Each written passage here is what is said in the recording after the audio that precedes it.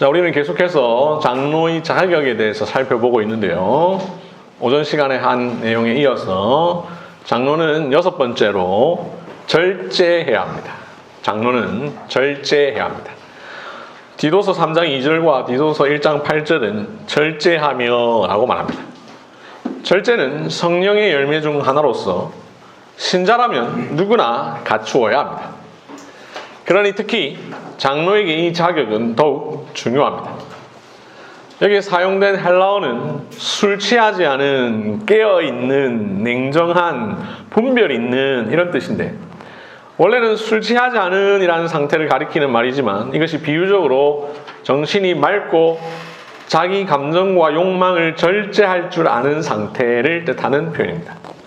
그래서 이 절제는 단순히 술과 음식을 절제하는 수준이 아니라 모든 삶의 영역에서 자신을 절제할 줄 아는 영적 깨어있음을 의미합니다. 감정이나 충동에 끌리지 않고 진리에 따라 행동하는 성숙한 인격을 가져야 한다라는 말입니다. 장로는 경솔하거나 쉽게 분노해서는 안 되죠. 절제를 할 수 있어야 합니다. 지난번 말씀드린 것처럼 장로는 당회에서 교회를 위하여 중요한 문제를 회의하고 결정을 하는데, 감정을 절제하지 못하는 사람은 회의하는 데 있어서 여러 가지 애로사항들이 있죠. 7번째, 장로는 신중해야 합니다. 장로는 신중해야 합니다. 디모데전서 3장 2절, 디도서 1장 8절은 신중하며 라고 되어 있습니다. 우리 익숙한 이전 번역 개역 한글에는 근신하며 라고 번역했는데, 이 개역 개정이 신중하며 라고 번역을 했습니다. 여기 사용된 헬라어 원어는 건전한 판단력을 가진, 사려 깊은, 분별력 있는, 자기 통제력이 있는 이라는 뜻인데요. 그래서 신중하며라는 말은 어떤 판단이 요구되는 일을 할 때에 가볍게 행동하지 않고 신중하게 행동하는 것을 말합니다. 앞에 나왔던 절제와 비슷하면서도 특별히 판단과 행동에 대한 것이죠. 어떤 말, 일을 할 때 갑작스런 욕망에 충동을 받아서 하기보다는 바른 생각을 갖고 신중하게 하는 것을 말합니다. 장로는 회의를 하는 사람이요, 교인들에게 말로 권면하는 사람이죠. 그래서 신중해야 되죠. 장로의 경솔한 판단이나 말과 행동은 교회에 해를 끼칠 수가 있기 때문입니다. 이 충동적인 사람, 신중하지 못한 사람은 장로로서 좋은 자격이 아니죠. 8번째로 장로는 단정해야 합니다. 8번째, 장로는 단정해야 합니다. 디모데전서 3장 2절을 보면 단정하며 라고 표현했습니다. 이것이 이전 개역 한글에는 아담하며 라고 번역을 했는데요. 공동 번역은 품위가 있어야 하고 라고 번역을 했습니다. 여기 사용된 헬라어 언어가 질서 있는, 품위 있는, 적절히 행동하는 이라는 뜻입니다. 그래서 이 단정하다라는 것은 이 삶의 태도 전반이 질서가 있고 품위 있고 예의 있는 삶을 말합니다. 장로는 언행이나 옷차림이나 인간관계 등에 있어서 질서와 품위를 지닌, 즉 공동체의 신뢰와 안정감을 주는 사람이어야 합니다. 9번째로 장로는 관용하고 자기 고집대로 하지 않아야 합니다. 장로는 관용하고 자기 고집대로 하지 않아야 합니다. 디모데전서 3장 3절, 오직 관용하며, 디도서 1장 7절, 제 고집대로 하지 아니하며 라고 말하죠. 이 헬라 원어가 온유한, 양보할 줄 아는 이라는 뜻인데요. 관용이라는 뜻이죠. 너그럽게 이해하고 받아들이는 것, 이게 관용입니다. 이 관용은 장로만 아니라 그리스도인의 중요한 덕목이죠. 빌립보서 4장 5절에서 바울이 이렇게 말합니다. 너희 관용을 모든 사람에게 알게 하라. 너희 관용을 너희 모든 사람에게 알게 하라. 야고보서 3장 17절, 오직 위로부터 난 지혜는 첫째 성결하고 다음에 화평하고 관용하고 양순하며 긍휼과 선한 열매가 가득하고 편견과 거짓이 없나니라고 했습니다. 여기에서 모든 신자가 그러해야 하니 특별히 장로 역시 관용해야 합니다. 관용하면 당연히 자기 고집대로 하지 않지요. 디도서 1장 7절 제 고집대로 하지 아니하며, 고집을 부리는 것 관용의 반대죠. 그래서 이 둘은 서로 연결되어 있습니다. 관용하고 자기 고집대로 하지 않아야 합니다. 장로는 자기 뜻만 내세우고 다른 사람의 의견은 별로 생각하지 않는 사람이어서는 안 되죠. 장로는 혼자 일하는 것이 아니라 목사와 함께 또 다른 장로들과 함께 일하기 때문입니다. 장로가 관용하고 자기 고집대로 하지 않아야 목사, 장로들과 화평할 뿐만 아니라 교인들과도 화평할 수가 있습니다. 10번째, 장로는 급하게 화를 내거나 다투지 않는 사람이어야 합니다. 10번째, 장로는 급하게 화를 내거나 다투지 않는 사람이어야 합니다. 디모데전서 3장 3절 다투지 아니하며, 디도서 1장 7절 급히 분내지 아니하며 라고 말합니다. 이 급히 화를 내는 것, 급히 분을 내는 것, 결국 다툼으로 이어지죠. 한번 차분하게 생각하면 화를 가라앉히게 되고 다투지 않게 됩니다. 디도서 3장 2절에 보면 아무도 비방하지 말며 다투지 말며 관용하며 범사에 온유함을 모든 사람에게 나타낼 것을 기억하게 하라 라고 말합니다. 디모데후서 2장 24절 주의 종은 마땅히 다투지 아니하고 모든 사람에 대하여 온유하며 가르치기를 잘하며 참으며 라고 말합니다. 여러분, 장로는 다투지 않는 사람이어야 합니다. 장로가 다투는 사람이 되면 어떻게 되겠습니까? 교회가 늘 시끄럽겠죠. 이 내용은 앞서 본 내용과 연결됩니다. 관용하고 자기 고집대로 하지 않아야 한다고 했는데, 그렇게 하면 자연스럽게 급히 화를 내지 않을 것이요 다투지도 않게 됩니다. 11번째, 장로는 구타하지 않아야 합니다. 장로는 구타하지 않아야 됩니다.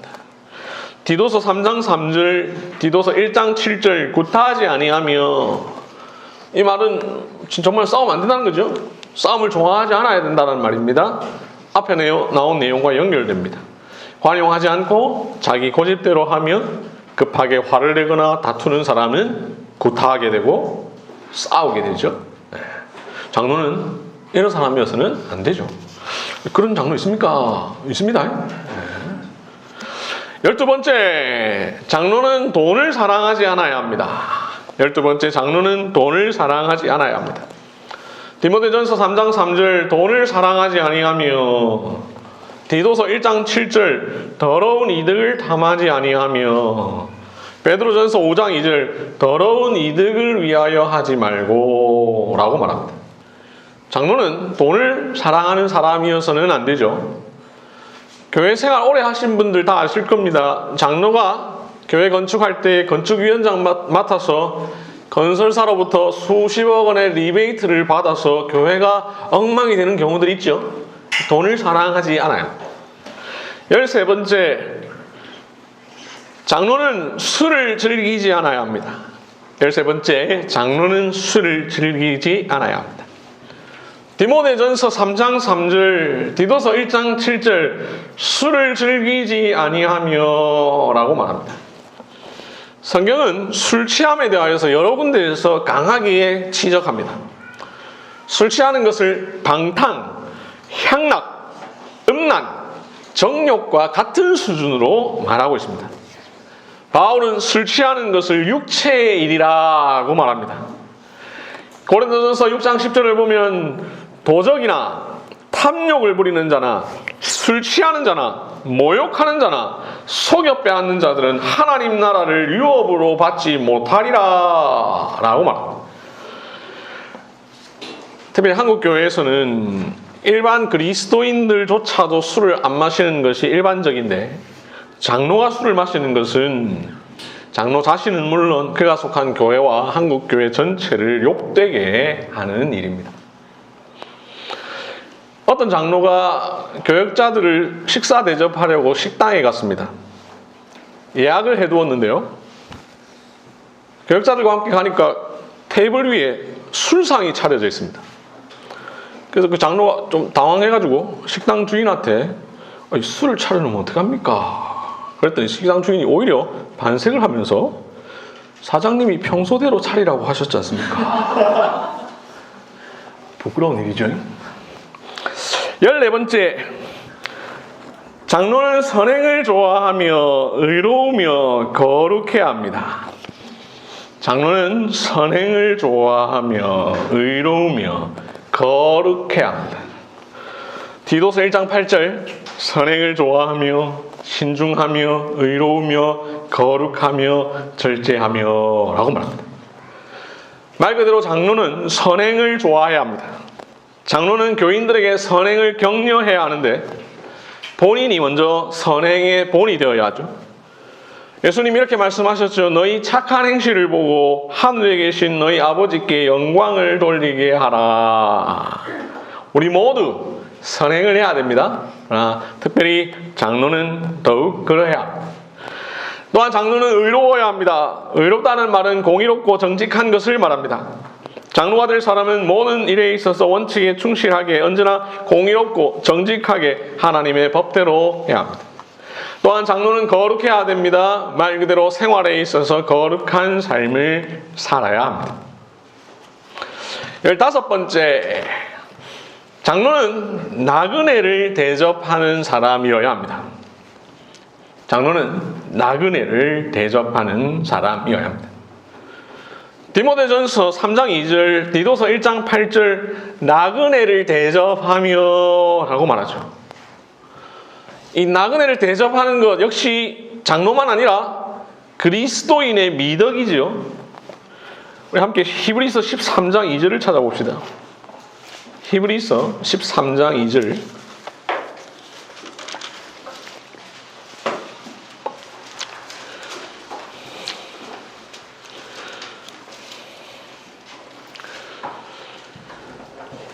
히브리서 13장 2절 우리 함께 읽어볼까요? 시작. 손님 대접하기를 잊지 말라. 이로써 부지 중에 천사들을 대접한 이들이 있었느니라. 히브리서 기자는 우리에게 손님 대접하는 것을 잊지 말라라고 말합니다. 그러면서 이렇게 말하죠. 부지 중에 천사들을 대접한 이들이 있었다. 누굽니까? 아브라함이죠. 창세기 18장 1절부터 8절을 보면 아브라함이 마물에 있을 때 날이 뜨거웠는데 사람 3명이 있는 것을 봅니다. 그래서 그들에게 음식을 대접하죠. 그런데 창세기 19장 1절을 보면 그 사람들 중 2명이 나중에 보니까 천사였습니다. 아브라함은 그 사람들이 천사인 줄 알고 대접한 것이 아니었습니다. 부지 중에 그냥 손님을 대접한 것이었는데 아브라함은 부지 중에 천사들을 대접했습니다. 히브리서 기자는 아브라함을 예로 들며 손님 대접하기를 잊지 말라라고 우리 모두에게 말합니다. 로마서 12장 13절에도 보면 성도들의 쓸 것을 공급하며 손 대접하기를 힘쓰라라고 말하죠. 신명기 10장 19절에 너희는 나그네를 사랑하라라고 말합니다. 우리 모두 나그네 된 자로서 나그네를 대접해야 합니다. 모든 그리스도인은 나그네를 대접하는 것을 기뻐해야 하는데 장로는 특히 그러해야 합니다. 사람을 친절하게 환대하고 나그네를 대접할 수 있어야 합니다. 6번째, 절제하며부터 지금까지 살펴본 신중하며 단정하며 관용하고 자기 고집대로 하지 않으며 급하게 화를 내거나 다투지 않으며 구타하지 않으며 돈을 사랑하지 않으며 술을 즐기지 않으며 선행을 좋아하며 의로우며 거룩하며 나그네를 대접하며 이 내용은 우리 교회 헌법에 간단한 말로 요약이 되어 있는데요. 교회 헌법 256쪽에 있는 장로의 자격을 보시면 교회 헌법 256쪽에 있는 장로의 자격을 보시면 2항에 신앙과 행위가 복음적이고 본이 되는 자, 4항에 공적, 사적 생활에 부끄러울 것이 없는 자. 6항에 성품이 원만하며 덕망이 있는 자라고 되어 있는데 이게 바로 우리가 살펴본 내용들을 요약해서 짧게 기록하고 있는 것입니다. 16번째, 장로는 교인이 된 지 얼마 안 된 사람은 안 됩니다. 교인이 된 지 얼마 안 된 사람은 장로가 되면 안 됩니다. 디모데전서 3장 6절에 보면 새로 입교한 자도 말지니 교만하여져서 마귀를 정죄하는 그 정죄에 빠질까 함이요 라고 말하죠. 여기 새로 입교한 자도 말지니, 새로 입교했다는 말이 이 회심에서 교인이 된 지 얼마 안 됐다는 말이죠. 흔한 일은 아니지만 간혹 회심에서 세례받은 지 얼마 안 됐는데 굉장히 엄청난 믿음을 소유하면서 또한 동시에 열정을 가진 사람이 있는 경우가 있습니다. 불과 얼마 전까지 불신자였는데 하나님께서 큰 은혜를 주셔서 그 큰 은혜로 인하여서 예수님을 믿는 믿음이 크고 교회를 향한 사랑이 많고 열정도 있고 절제하며 신중하며 단정하며 관용하는 이 장로가 말하는 이 자격들의 성품을 갖추고 있다 하더라도 그런 사람은 결코 장로로 세워서는 안 되죠. 우리 그냥 흔히 하는 말로 빨리 끓는 냄비가 빨리 식는다라는 표현처럼 그런 상태가 얼마나 지속될지를 알 수 없습니다. 그래서 좀 더 확인을 하는 시간이 필요하죠. 그 교회 일이라는 것이 뜨겁다고만 할 수 있는 건 아니지 않습니까? 교회의 일을 경험해 본 사람이 오랜 기간을 통해서 교회가 무엇인지를 아는 경우들이 있습니다. 뿐만 아니라 성경 본문이 직접 말하는 것처럼 그런 사람이 장로가 되면 교만해질 수 있고 그 교만으로 인하여 마귀를 정죄하는 그 정죄에 빠질 수가 있다라고 성경이 우리에게 말하고 있죠. 그래서 교회 헌법은 세례교인으로 무음하게 7년을 경과한 자 이렇게 표현을 해두었으니 적어도 이건 최소의 조건이죠. 적어도 7년은 지난 사람이 되어야 된다라고 우리에게 말하고 있는 겁니다. 참고로 목사가 되는 것도 마찬가지죠. 어느 날 갑자기 방탕하게 살던 사람이 갑자기 회심해서 막 목사 되겠다고 신학교 가겠다고 이런 사람 말려야 됩니다. 좀 더 생각해봐라. 좀 더 지나보고. 근데 이런 것 없이 막 그냥 보내는 문화가 한국 교회 안에 있는데 성경에 다 나와 있는 이야기를 왜 안 지키는지 잘 모르겠습니다. 어느 정도 시간이 흘러서 신앙의 완숙함을 갖추는 것 필요합니다. 17번째, 장로는 믿지 않는 사람들로부터도 평판이 좋은 사람이어야 합니다. 장로는 믿지 않는 사람들로부터도 평판이 좋은 사람이어야 합니다. 디모데전서 3장 7절, 외인에게서도 선한 증거를 얻은 자라야 할지니 비방과 마귀의 올무에 빠질까 염려하라 라고 말하죠. 여기 외인이라는 말, 이 바깥 사람이죠. 외국인이 아니라 교회 밖 사람, 즉 불신자들, 믿지 않는 사람들을 말하죠. 장로가 될 사람은, 또한 장로는 교회 안에서 교인들로부터 존경받는 것은 물론 교회 밖 사람들로부터도 좋은 평을 받는 사람이어야 합니다. 그래야 다른 사람의 비난을 받지 않고 마귀의 올무, 즉 덫 혹은 함정에 빠지지 않게 되죠. 그래서 우리 교회 헌법은 장로의 자격을 말하면서 256조 헌법 4항에 보면 공적, 사적 생활에 부끄러울 것이 없는 자, 6항에 덕망이 있는 자라고 표현을 한 것입니다. 아마도 그런 경험이 있을 겁니다. 그 사람이 장로라고? 설마? 그의 말이나 행실을 볼 때 장로는커녕 그리스도인이라는 사실도 놀라운데 장로라고 하니 어이없는 경우들이 있죠. 그럴 때 장로 그 당사자만 아니라 교회와 기독교 전체가 욕을 먹게 됩니다. 그래서 장로의 자격을 외인에게도 선한 증거를 얻어야 할지니 라고 말하고, 그 말하기에 앞서서 가정생활이 원만하고 책망할 것이 없고 절제하며 신중하며 단정하며 관용하고 자기 고집대로 하지 않으며 급하게 화를 내거나 다투지 않으며 구타하지 않으며 돈을 사랑하지 않으며 술을 즐기지 않으며 선행을 좋아하며 의로우며 거룩하며, 이런 내용들을 다 언급하고 있는 것입니다. 장로의 삶은 그 개인의 경건을 넘어서 공동체 전체의 신앙의 건강을 비추는 거울의 역할을 합니다. 믿지 않는 사람들로부터 선한 증거를 얻어야 한다라는 것은 장로에게만 요구되는 것 아니죠. 베드로전서 2장 12절, 베드로는 모든 성도들에게 너희가 이방인 중에서 행실을 선하게 가져 너희를 악행한다고 비방하는 자들로 하여금 너희 선한 일을 보고 오시는 날에 하나님께 영광을 돌리게 하려 함이라 라고 말합니다. 우리 모든 교인은 교회 안에서만 거룩한 척하는 게 아니라 교회 밖에서도 선한 행실로 그리스도의 증인으로 살아가야 합니다. 모든 교인이 그러하다면 장로가 될 사람은 더욱 그러해야 하는 것이죠. 지금까지 우리는 디모데전서 3장과 디도서 1장에 기록된 장로의 자격에 대해서 살펴봤는데요. 이제 이 외에 교회 헌법이 말하고 있는 한 가지만 보도록 하겠습니다. 교회 헌법 256쪽 장로의 자격을 보시면 3항에 이런 말이 있습니다. 상당한 식견과 통솔력이 있는 자. 상당한 식견과 통솔력이 있는 자. 식견의 식은 지식을 말하죠. 견은 견문을 말합니다. 그래서 식견이란 사전적으로 보고 듣고 배워서 얻은 지식과 견문이라는 말이죠.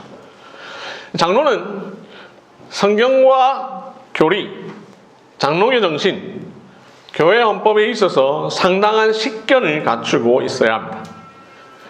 그에 더하여 건전한 상식과 지혜를 가져야 합니다. 그렇지 않으면 교인들을 교훈하고 권면할 수가 없죠. 그리고 교회에서 문제가 생겼을 때에 합리적으로 그리고 객관적으로 일을 처리할 수가 없습니다. 나아가 장로는 이 교계의 흐름도 어느 정도 읽을 수 있어야 합니다. 성경과 신학에 근거하여서 시대의 문제와 흐름을 분별할 수 있어야 합니다. 그래야 교회를 거짓 가르침으로부터 보호할 수가 있습니다. 통솔력이란 사전적 의미로 어떤 무리를 거느리거나 다스리는 힘이죠. 장로는 교회의 지도자로서 교인들을 잘 이끌 수 있는 지도력이 필요합니다.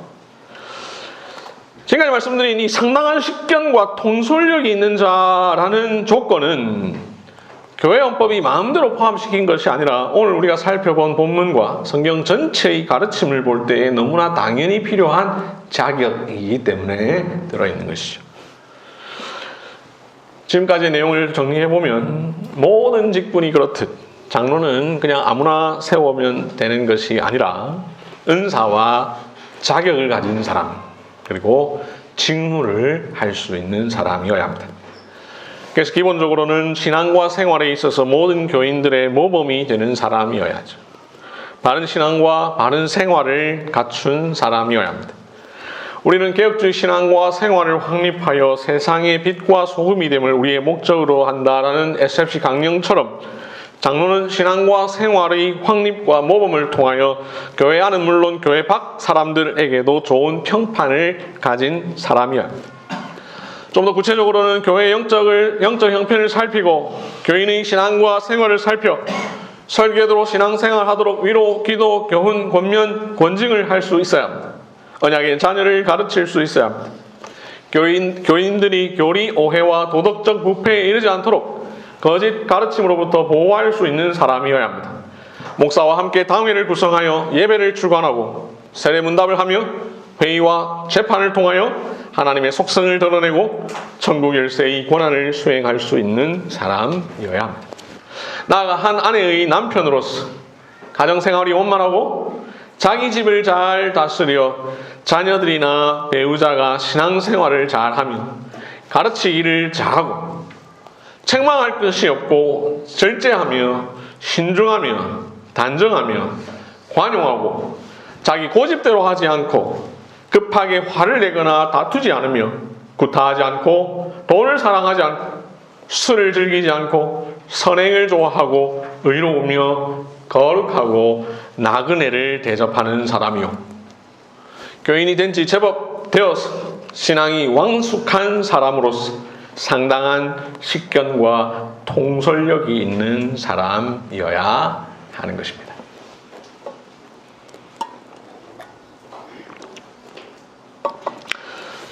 지금까지 우리는 장로의 자격에 대해서 성경이 말하는 것을 매우 상세하게 살펴보았는데요. 여러분, 장로의 자격을 왜 우리 모두가 알아야 됩니까? 왜 장로와 장로 후보자만 아니라 온 교회가 장로의 자격을 알아야 합니까? 장로의 직무를 알아야 하는 것과 동일하죠. 하나님이 장로를 세우시지만 하나님은 우리의 손을 통하여 장로를 선출케 하시기 때문입니다. 이 자격에 근거하여 성령께서 친히 가르쳐 주신 이 조건에 근거하여 어떤 사람이 이런 자격이 있는지를 생각하고 우리 손으로 장로를 선출해야 하니 우리 모두 장로의 자격을 알아야 합니다.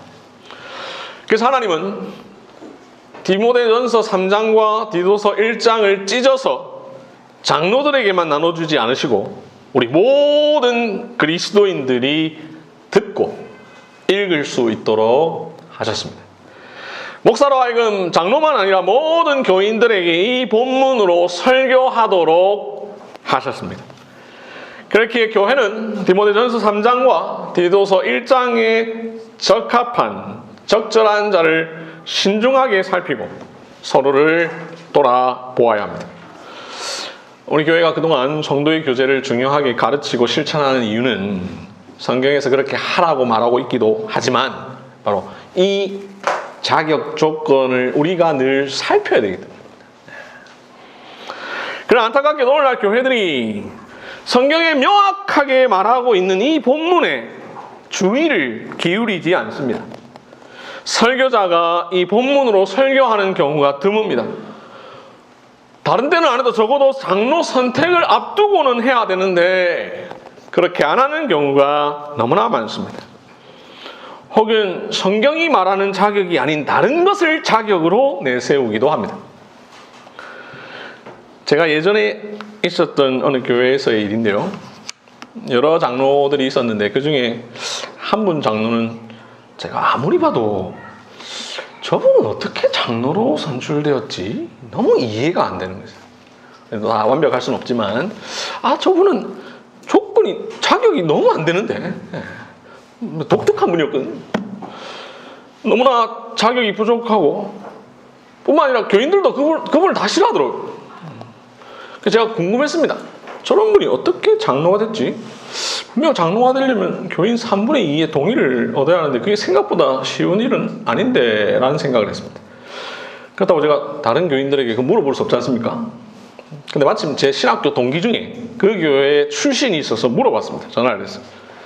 제 말을 딱 듣더니 맞지? 이렇게 하면서 제 의견에 동의를 하면서 한마디로 이렇게 대답했습니다. 우리도 잘 몰랐다. 그 사람이 그런 사람인지를 몰랐다는 겁니다. 아예 잘 살펴보지 않았다는 겁니다. 모든 교인이 성경의 가르침에 충실하지 못했던 것입니다. 성령 하나님께서 바울을 통하여 장로의 자격을 가르쳐 주셨고 이것을 살펴 선출해야 된다고 우리에게 가르쳐 주셨음에도 불구하고 교인들은 하나님의 가르침을 외면했고 결국 그 모든 대가는 그 교인이 치러야 되는 거죠. 우리가 뽑았어? 우리가 그 직무의 수행을 받기 때문입니다. 하나님께서 교회의 직원을 뽑으시는 방법은 회중의 손을 사용하시기 때문에 회중들이 이 사실에 대하여 정확하게 이해하고 책임감을 갖지 않으면 결국 적절하지 않은 사람이 직원으로 선출되고 그렇다면 교회는 직원을 통하여 얻는 유익 대신 상처와 고통만 고스란히 받게 되는 것입니다. 우리 교회에 대형교회 출신들이 제법 계신데 대형교회가 왜 잘못되었습니까? 성경에 대형교회는 안 된다라는 명시적 구절이 어디에 있습니까? 대형교회가 옳다고 주장하는 분들이 다 그렇게 말하죠. 어디에 성경이 안 된다는 어디 있느냐? 대형교회에서는 장로의 자격자를 교인들이 분별하는 것이 불가능하죠. 이 말씀을 실천하는 게 아예 불가능합니다. 그러다 보니 대형교회에서는 장로 선출이 그저 담임 목사나 당회가 추천한 사람을 그냥 거수기로 다 뽑아주는 방식이 되지 않습니까? 오늘 본문이 말하는 바를 실천하기 위하여서는 성도의 교제가 늘 평소에 늘 이루어져요. 장로 선출하니까 이제 한번 살펴보자. 이게 아니라 평소에 늘 성도의 교제를 하는 가운데 그것도 막 감시하기 위해서 알아보는 게 아니라 자연스럽게 알게 되는 거죠. 성경이 말씀하고 있는 서로 돌아보아 라는 명령의 실천, 이걸 실천하게 되면 하나님께서 명하신 다른 모든 것들을 수행하는 것이 자동적으로 잘 이루어지게 됩니다. 그래서 교회가 서로 돌아보는 것, 이건 하나님의 말씀을 실천하기 위한 가장 기본적인 것이죠. 우리가 자격을 살펴봤는데 만약 이런 자격을 가진 사람이 도무지 없다면 어떻게 해야 되느냐? 자격이 없으면 억지로 세워서는 또 안 됩니다. 장로가 없으면 교회에 참 안 좋지만 그렇다고 해서 억지로 세우는 것은 더 안 좋을 수가 있죠. 교회헌법을 봅시다. 269쪽입니다. 교회헌법 제10장 당회, 교회헌법 정치 제10장 당회 109쪽, 269쪽.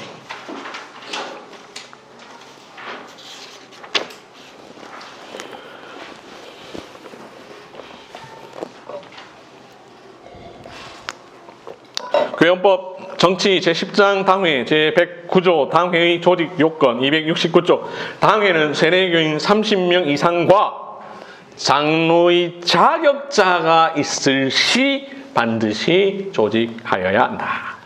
장로교회는 세례교인 30명 이상일 때 장로를 세워서 당회를 조직해야 하는데 그와 더불어 필요한 조건은 장로의 자격자가 있을 시. 그래서 장로의 자격자가 있어도 세례교인 숫자가 너무 적으면 장로를 뽑아서는 안 되고 세례교인이 80명, 90명, 100명이라도 장로의 자격자가 없다면 장로로 선출해서는 안 되고 당회 조직을 서두를 필요가 없습니다. 복수의 장로라는 조건을 세우기 위하여 성급하게 임직하는 것은 교회에 아주 위험하기 때문이죠. 그러면서 한 가지 또 덧붙일 것은 만약 세례교인이 80명, 90명, 100명인데 그렇게 많은데 그럼 교인이 한 100 몇십 명 돼야 되는데 장로의 자격자가 없다. 그것 역시 그 교회가 지금 심각한 상황이라는 겁니다. 도대체 교회 전체가 얼마나 엉망이면 세례교인 숫자가 그렇게 많은데 장로의 자격자가 없느냐. 그 책임은 목사의 책임도 있죠. 목사가 잘못 가르쳤기 때문에 그럴 수도 있습니다. 혹은 교회 전체의 책임일 수도 있습니다. 교회 전체가 영적으로 어둡기 때문에. 아무튼 이건 심각한 일이죠. 그러므로 세례교인이 엄청 많은데도 장로의 자격자가 없는 일은 없어야 할 것입니다. 지금까지의 설교를 쭉 들으시고 오늘 설교도 그렇지만 장로 설교 시리즈 쭉 들으시고 여러분들 혹시 오해하시면 안 되겠습니다. 장로의 기준을 너무 높게 잡았어요. 완벽한 사람을 찾으려고 해서도 안 됩니다. 지금까지 살펴본 장로의 자격 얼마나 많습니까? 이걸 다 채운 사람은 별로 없습니다. 이 땅에 어떤 그리스도인도 완전하지 않죠. 여기서 있는 가르치는 장로, 목사도 역시 마찬가지입니다.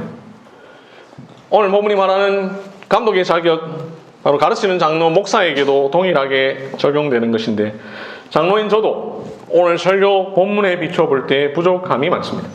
그렇게 완벽한 사람이 아니라 가장 근접한 사람을 장로로 세워야 합니다. 게다가 장로의 자격 중 상당수에 해당하는 절제하며 신중하며 단정하며 관용하고 자기 고집대로 하지 않으며 돈을 사랑하지 않으며 선행을 좋아하며 의로우며 거룩하며 이런 조건은 수치화할 수 없는 상당히 주관적인 내용이다라는 점을 우리가 또 생각해 볼 필요가 있습니다.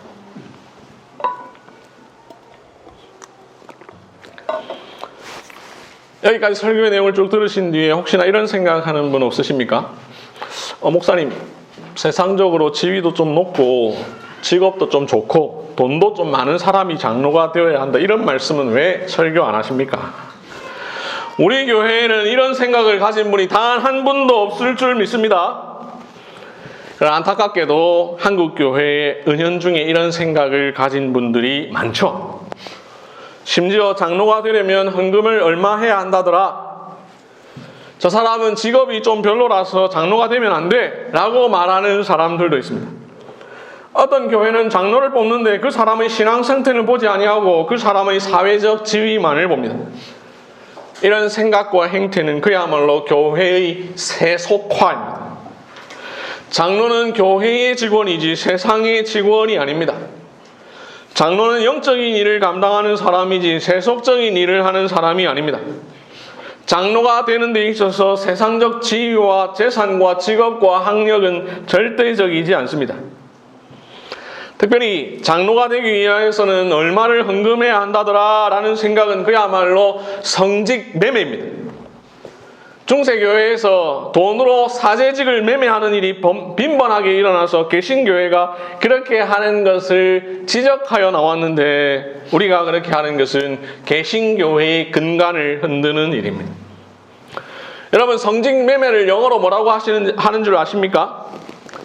시모니라고 합니다. 시모니, 성직 매매. 왜 그렇게 부를까? 우리 다 같이 사도행전 8장 4절을 봅시다. 사도행전 8장 4절.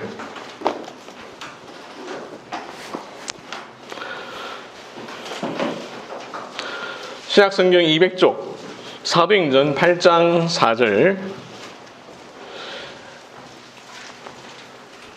5절을 보시면 빌립이 사마리아 성에서 복음을 전하죠. 그때 9절에 보면 시몬이라는 사람이 있었습니다.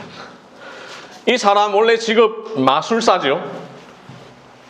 이때의 마술은 오늘날 최현우나 이은결이 하는 그런 마술 아닙니다. 13절을 보시면 빌립이 복음을 전할 때에 시몬도 있었습니다. 그런데 17절을 보면 시몬이 사도들이 하는 것을 보니까 막 성령을 막 주거든요. 그래서 18절, 19절에서 시몬이 이렇게 말하죠. 돈을 주면서 이 권능, 이 능력을 나한테도 줘서 누구든지 내가 안수하는 사람도 성령을 받게 해주소서라고 말합니다. 이 말을 듣고 베드로가 바로 이렇게 말하죠. 네가 하나님의 선물을 돈 주고 살 줄로 생각하였으니 내 은과 내가 함께 망할지어다.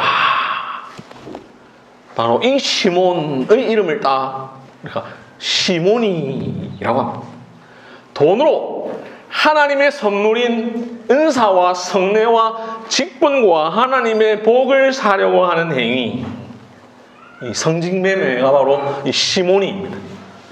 종교개혁자들 이러한 시몬이를 강하게 비판했습니다. 세상적인 지위나 부를 지녔거나 높은 교육을 받은 사람이라고 장로가 되어야 하고 아닌 사람은 안 된다라는 생각은 현대판 시몬입니다. 안타깝게도 오늘날 개신교회가 중세 가톨릭이 되었습니다. 지금의 천주교는 이렇게 안 합니다. 불신 세상에서도 용납할 수 없는 일을 교회 안에서 벌이고 있습니다.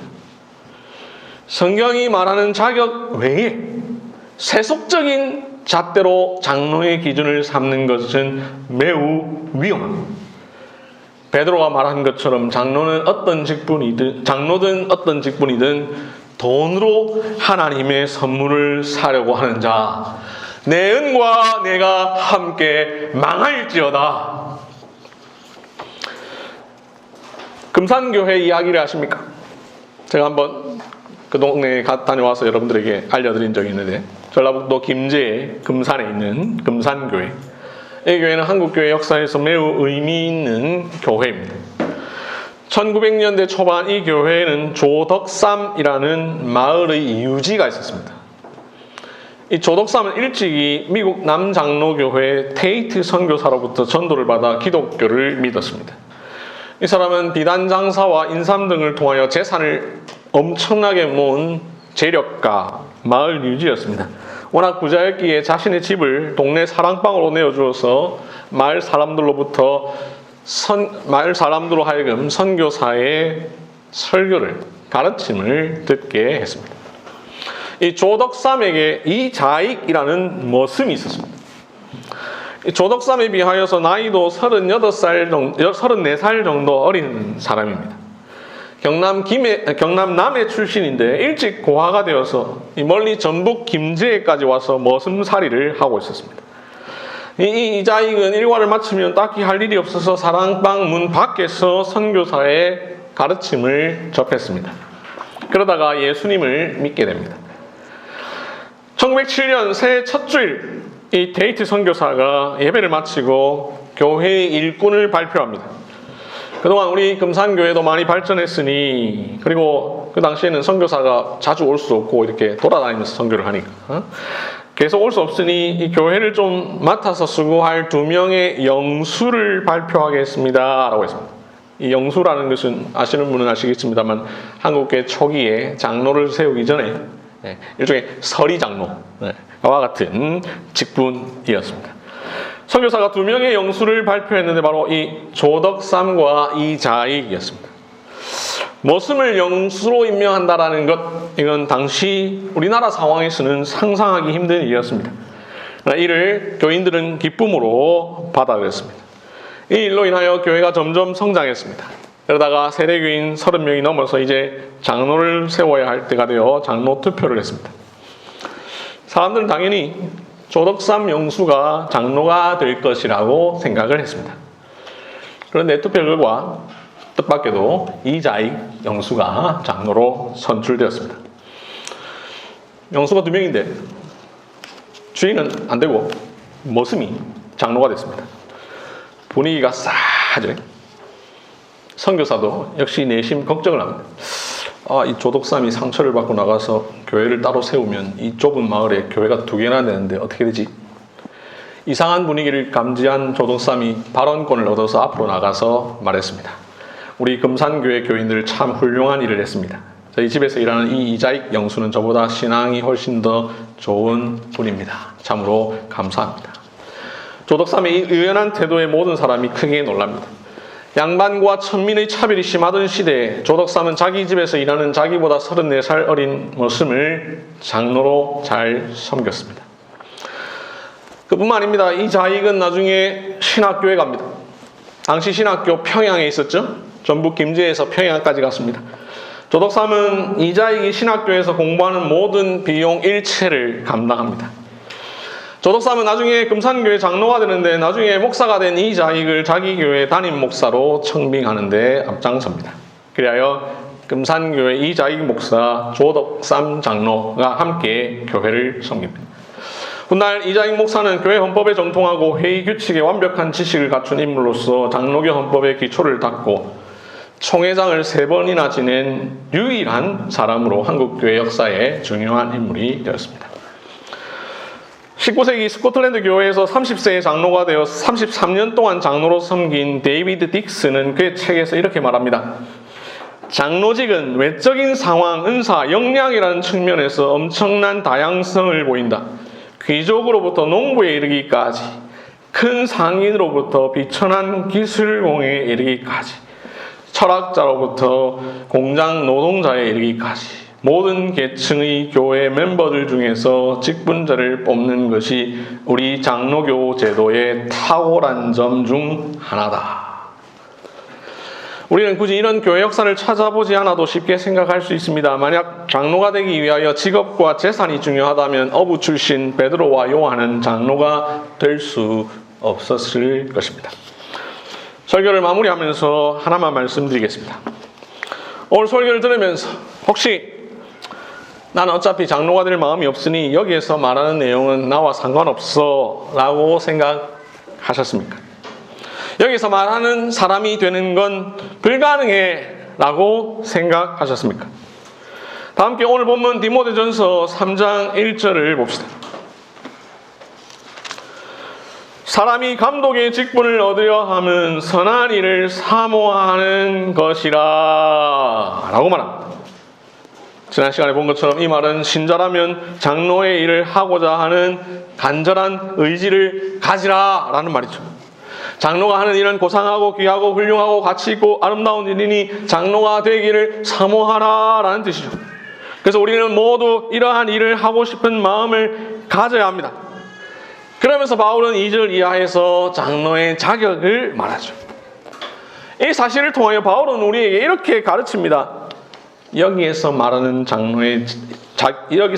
자격은 장로의 자격이지만 또한 동시에 모든 그리스도인이 갖추기 위해 노력해야 하는 자격이다. 신자의 자격이다. 장로만 아니라 너희 모두 책망할 것이 없고 가정생활이 원만하며 자기 집을 잘 다스려 자녀와 배우자까지도 신앙생활을 잘하고 절제하고 신중하며 단정하며 나그네를 대접하며 술을 즐기지 않고 구타하지 않고 관용하며 제 고집대로 하지 않고 다투지 않고 급히 분내지 않고 돈을 사랑하지 않고 외인에게도 선한 증거를 얻고 선행을 좋아하며 의로우며 거룩해라. 그래서 제가 오늘 설교를 하면서 종종 어떤 부분을 설명드릴 때 이 자격은 장로만 아니라 모든 그리스도인이 갖추어야 할 자격이죠 라고 말씀을 드렸습니다. 그리고 지난번에 제가 장로의 직무에 대하여 설교할 때에 살핌, 위로, 교훈, 권면, 기도에 대하여서는 장로만 하는 일이 아니라 우리 모두가 해야 할 일이다 라고 말씀을 드렸습니다. 그렇습니다. 성경이 말하는 장로의 자격은 모든 그리스도인의 자격입니다. 성경이 말하는 장로의 직무는 우리 모두의 직무입니다. 장로가 아니라도, 장로가 될 것이 아니라도 나는 절제 안 할래, 나는 신중하지 않을래, 나는 술을 즐길래, 나는 화를 막 낼래, 나는 다툴래, 나는 세상에서는 엉망으로 살래 라고 할 수 없죠. 우리가 다 온전한 사람을 이루어 그리스도의 장성한 분량이 충만한 데까지 이르러야 합니다. 우리 모두 개혁주의 신앙과 생활을 확립하여 세상의 빛과 소금이 되어야 합니다. 우리 모두 서로 돌아보아 서로 위로하고 서로 교훈하며 피차 권면함으로 상호 권징해야 합니다. 우리 모두 이러한 자격을 갖추기 위해서 노력할 때, 우리 모두 이러한 자격을 이루고 이러한 직무에 힘쓸 때 우리 중에서 장로를 찾는 일은 별로 어렵지 않을 것입니다. 아멘.